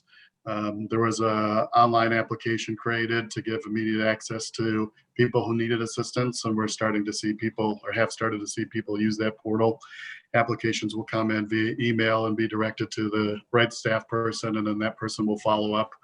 So for example, I saw an email the other day from someone who was trying to start classes at Parkland this fall, and they were needing some help with some paperwork, and we got them all signed up and squared away on Monday. So that was a good thing. How we've reacted besides staying at home and putting up an online application and kind of setting appointments as we can, is we've also started doing drive-through job fairs. And so this we'll be in a community where publicize the event. We'll have some of our folks sitting at a table, and people will come up through in their car, and we can either give them information, or if they come out and wear a mask and want a social distance, we have employers and staff who can talk to them about different job opportunities. So that's been a pretty good success. We've had several of those in June, July, and August. Let's see. We're still getting customers, still getting people calling us up, asking for help. If you look at, I believe it's the second page of the report, you see some of the numbers there from Q4, which is April, May, and June, and then Q1, which is July and August. What we're in right now, we're still seeing clients being served. We're seeing new people show up asking for services, and we're helping them with adult dislocated and youth assistance, as well as WEX opportunities. And if we go to the last page of the report, one thing that we did get funding for was to help small businesses respond to COVID. And what that meant is there was funding from the state to do deep cleaning to business sites, to purchase software or computer technology for staff to work remotely, different funding to help small businesses with a respond to COVID. And to date, we've awarded $98,000 to small businesses. So we've been responsive during COVID to our customers, still providing services. We're working on a plan for what it's opening different sites throughout the region and what that looks like as far as PPE and social distancing and security, and working with our partners. But that's the update as far as how we've been responding to COVID. And I'd open it for questions if there is any. Dr. Arnold, this is Mayor Smith in Rantoul, and I don't really have a question for you, but I really would like to talk to you about your workforce development program. After this meeting, if you could feel free to call me, I'd appreciate that. Sure. Right after this meeting, I have a Zoom with the Chief Elected Officials Board, and that's going to take some time. Okay. But as soon as that is wrapped up, I will give you a call. That sounds good. Thank you. Thank you. Any other questions for Justin? All right, hearing none, do I have a motion to accept and place on file the division updates for fiscal, human resources, community services, planning and community development, and workforce development? Motion to approve. So moved. Mayor Smith. And I'm going to second Dennis Roberts, but I do have one more question to ask when we have discussion. All right. Any discussion? Okay, I'd like to make Dennis? that question. Yeah. So thanks for the update on the audit. It wasn't really clear to me. This is an audit for a very particular part of focus on the Head Start management program. But does this audit basically return the RPC to quality status as far as the concerns that were raised earlier due to the lag that we had in getting audit material from the Champaign County? So I think it has alleviated some concerns. I did get multiple emails from federal folks in Region 5 about the audit being uploaded on the federal portal. The fact that we did not have compliance findings related to the RPC, I think, is positive. Of course, one of the areas of concern is that Champaign County is no longer considered a low-risk auditee. So I don't know how that will shake out with us. I do know we're all beginning work on the FY19 audit. And of course, there has been some accommodation at the federal level and at the state level due to the COVID in terms of the timeline for that. So we're hoping we can expedite that process and that, you know, we can get this completed by year end, which is the goal. So so far, it's been very positive in terms of getting this completed. Outside Yeah, the backyard. great. Yeah, we were kind of in the weeds on that audit result, and hopefully this will dig us forward and push us forward and get us out of that problem. Thanks. All right, any other final questions or comments for any of them? All right, hearing none. Next, we have the CEO management report. Thank you, Madam Chair, Commissioners. I will try to be brief. This has been a long meeting, so appreciate your patience. Just have 3 items to report to the Commissioners on. First item is just to again applaud the 5 divisions that we have here at the RPC. You know, for all the hard work that they've been doing this last few months as we've been dealing with this pandemic. Including all of our operational divisions as well that have been providing support to the divisions that have reported this morning. We will continue to provide to you more data-specific reports. I think in previous meetings, we've reported to you that we've been working on an agency-wide database system that once that project is completed, should allow us to be able to provide segmented reports. You know, if the city of Urbana just wants to look at how we're impacting their community with various services and by demographics, we hope that we'll be able to do that without duplicating any of our accounts. And so that project continues to be developed, and hopefully sometime next year, we should be able to run on an annual basis agency-wide reports that show you what the organization is doing, not just in Champaign County, but in the various other counties that we are providing services in. The second item I wanted just to share with you, it's more of a recent appointment. Due to everything else that we have been experiencing in our country with the pandemic, a lot of the unrest that have been going on, I was asked to serve on a national commission that deals with equity and equity mobility. So I'll be serving on that commission with other national leaders from across the country as we look at various strategies to address some of these issues that we're all grappling with in our respective communities. The last item I wanted to report on has to do with the Martin Center.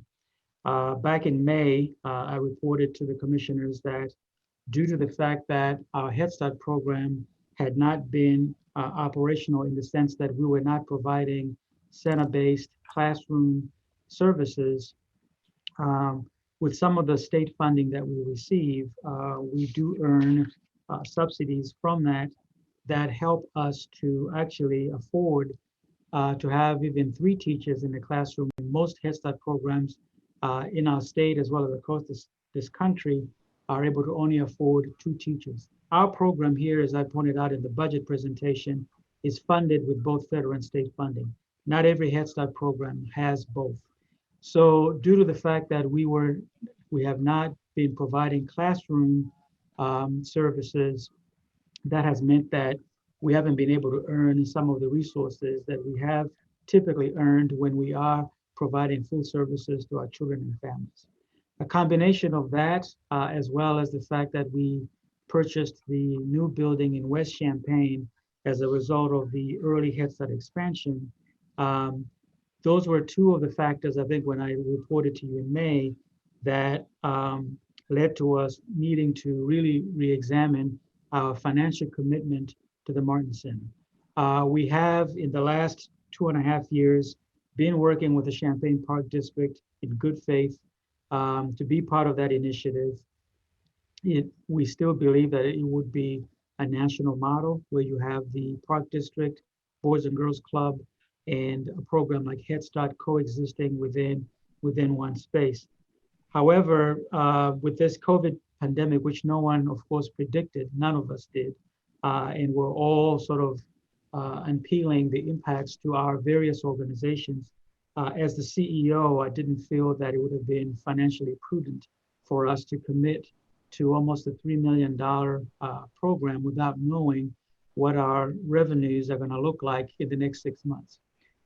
We have presented to you today that it is our plan to provide a hybrid approach, but we also still don't know how effective that's going to be. So with that said, by advice of our counsel, he advised us and advised me that we should not commit ourselves to financially to this project, and then, a few months down the road, we turn out that we can't afford to be committed to that project in the long term.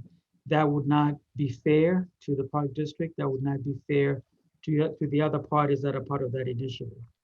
So I did meet with the executive director of the park district in July, and did share with them that given the level of uncertainty that we have and the fact that we are, unlike other units of government, we're not a taxing body. Majority of our funding are grant funds. And so for us to be able to commit to a project, if we fall short financially, we can't go to the taxpayers and say we need to raise taxes or we need to levy taxes to afford this project. Everything we do here is totally supported by grant funds. So there were a lot of, those are some of the reasons that were shared with the park district. That information has also been provided to the park district in writing. I believe that we probably shared that information to them before it was too late, before any of the plans that have been developed have been finalized and approved by the park district. So I wanted to bring that to your attention, that at this point in time, we just do not foresee ourselves committing to such a project when funding is uncertain for our organization. I will take any questions on any of the items that I reported.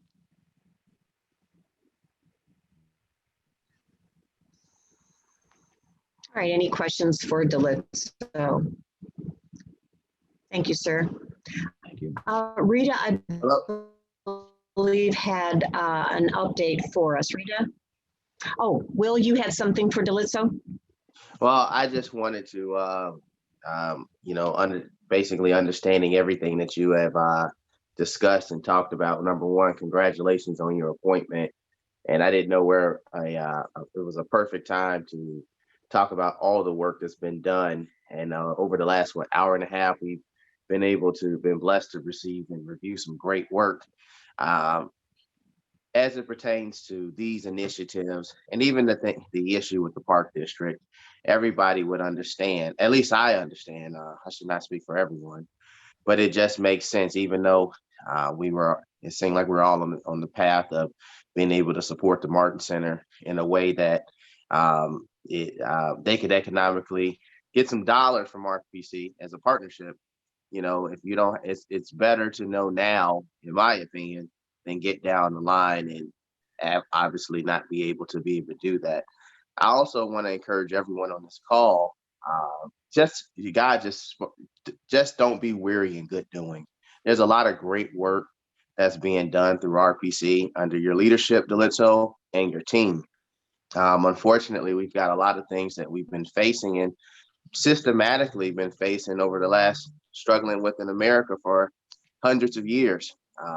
We've been doing that. And so most of the target market audience that we're working with, that your team is working with, is still facing those issues in the midst of great work.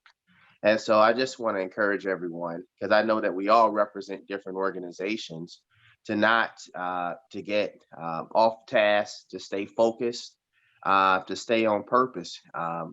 You're working with individuals, particularly, I can speak, I believe I have a little expertise on being Black. And so you are talking about a Black expert, 38 years in the business of being Black. And the reality is I've worked with everyone from high end to issued people who have had low economics, low income. One of the resounding themes that I've seen is that there hasn't been a lot of expectation, to be honest with you, from the Black community, of the Black community.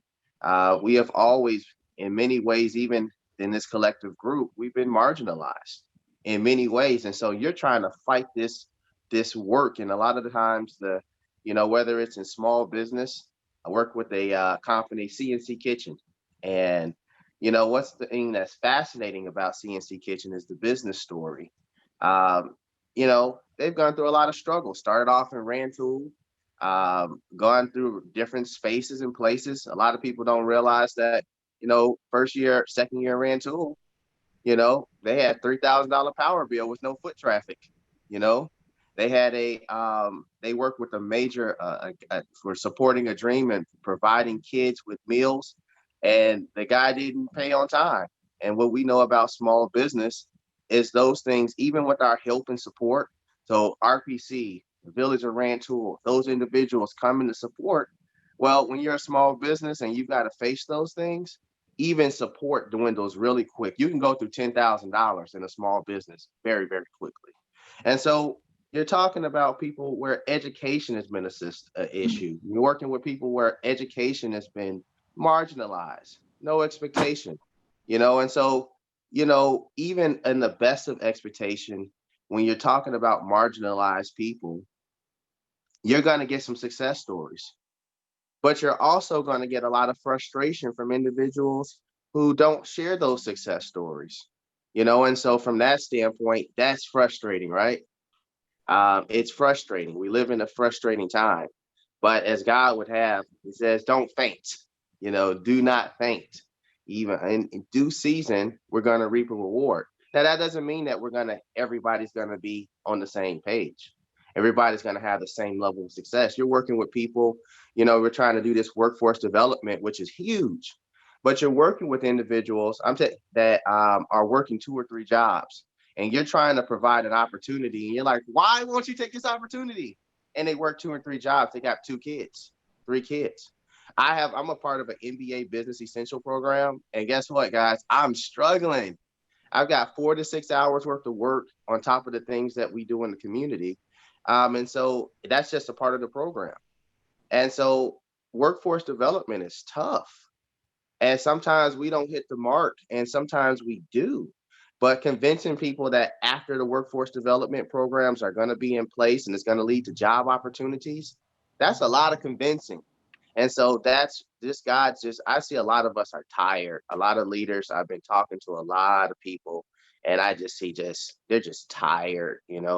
We go to meeting to meeting to meeting, and we're tired. And you know what? When you're tired, that's when you want to give up. It's kind of like running a marathon. I have been blessed to run too.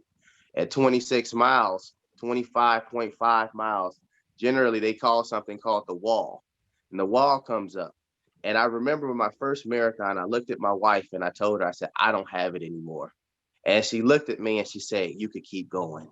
And so ended up not far from winning, ended up finishing that race, blessed to finish it. But I wanted to give up. And in this work, when we talk about working with people from Head Start, you're dealing with people, if they had the resources, they would never be going to get light heat program. If they had the resources, they wouldn't go for rental assistance. You're dealing with people that are struggling and don't really know a way out. And so the work that we're blessed to do in all our capacities, and we all have a different perspective on that work. Like I said, I've worked with everyone as God would have it, from big time to small. And I realized that sometimes working even with small companies, working with people who are facing these issues, it's tough convincing them that their future looks bright. So keep up the great work. I pray that we continue to just encourage our teams and the people that are engaged, whether it's Head Start or whatever the case may be, business development, workforce development, and just know that, this is a marathon, and you know what, we need each other to complete the race. Thank you, Councilman. Thank you, Will. Will and I shared an office for a while, didn't we, Will? Had some great talks. We did share an office. It had some great talks, still great talks. Amen. All right, Rita had some comments, some updates. Yes, while I was attending the meeting, I received this letter that was addressed to Jeff Blue. The only grant application that I didn't mention during my report, we just received a notification from IDOT that we were awarded the funding for the grant. It was a safety grant that we submitted for County Highway 18 between Route 45 and Illinois 130. There has been some fatalities, 2 fatalities in the last 5 years on that roadway. We prepared a grant application on behalf of the County Highway Department for over $5 million, asking for 50% of that funding. The letter states that we are getting the funding that we requested, which is $2.5 million. Great news at this time. Thank you, Rita. And Justin, you have an update? This is gonna be real brief. I was gonna mention it when I was talking to the person from the Village of Muhammad. What was his name? Mayor Smith. Brown? Mayor No, Smith? Patrick Brown. Brown? Oh, sorry, I thought I said Rantoul. Yeah, I was gonna say something and then we got cut off because we went in a different direction, but if I could real quick. Because we were talking about serving minorities and different populations. Just so you folks know, there's things that workforce that I've put in place in the past 2 weeks that annually will be more proactive. So Black History Month, Hispanic Heritage Month, these different months of awareness that are happening. We're going to be more involved with the state and with the community doing workforce type promotions during those months. So I welcome kind of feedback about those things. And then we're also trying to make it part of our culture that diversity is interwoven into who we are and what we do. So I also welcome feedback into that. But I think going forward, you'll see us engage with minority groups in a bigger way across the region. And that's something I'm excited about. So I just wanted to put that out there. Thank you, Justin. Is there any old business? Hearing none, is there any new business? Yes, Dennis. Dennis? I was just wanting to know if we actually did vote to approve the program division updates, or do we need to? I can't remember that we voted on it. I know we had our reports and we had a discussion, and I can't remember the vote. I'm looking back. We voted, but we did not take a roll. That's what I thought. Oh, you had to take a roll call, right? I need to take a roll. Yes. Thank you. There must have been I know what happened. There must have been a question. And so then we didn't close the loop in terms of actual roll call. Thank you, Dennis. All right. Will Pam call the roll?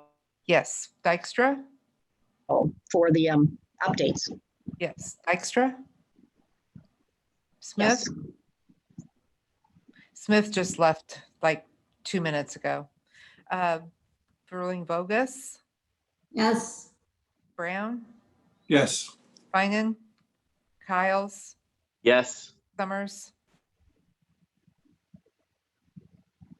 Steve Summers. Okay. Goss? Marlin? Yes. Roberts? Yes. Rosales? Geraldo Rosales? Wilcher? Olguin? We do have a quorum, so yes. That's lucky. Thank you, Dennis. Yeah, indeed. All right. Is there any further business before us? All right. Hearing none, I will declare us adjourned. Have a great day and thanks, everyone.